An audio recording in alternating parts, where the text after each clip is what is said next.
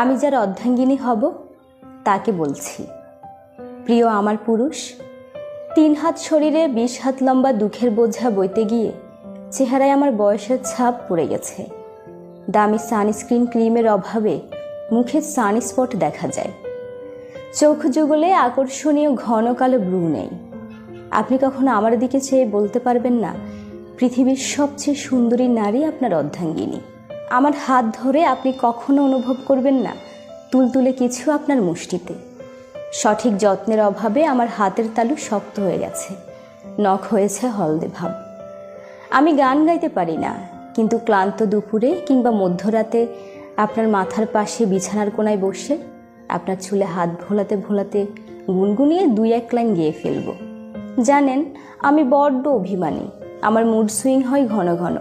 তবে আপনি যদি একটা ফুল কিংবা চিঠি এনে হাতে ধরিয়ে দেন, তৎক্ষণাৎই মুখ লুকাবো আপনার বুকে। আচ্ছা, আমার বেশি বেশি অভিমানে আপনি কি আমাকে তাচ্ছিল্য করে কথা বলবেন, নাকি সব মানিয়ে নেবেন?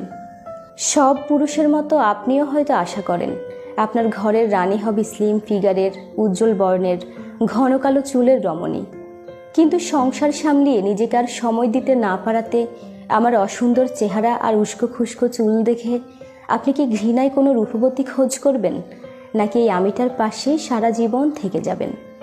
প্রিয় পুরুষ, আপনি যদি আমার যা কিছু নেই আর যা কিছু আছে, আমার রোগা চোখ, কালো ঠোঁট, আমার এলোমেলো চুল, রান্নাঘর থেকে বের হওয়ার পর ঘামে চপচপে আমাকে দেখে ভালোবাসা খুঁজে পান, তাহলে কথা দিচ্ছি আপনার অসুখে আমি নির্ঘুম রাত্রি জেগে সেবা করার সঙ্গী হব।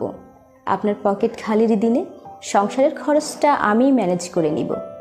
বৃদ্ধ বয়সে চশমাটা এগিয়ে দিব। চিরন্তর ভালোবাসব, আমার প্রিয় পুরুষ।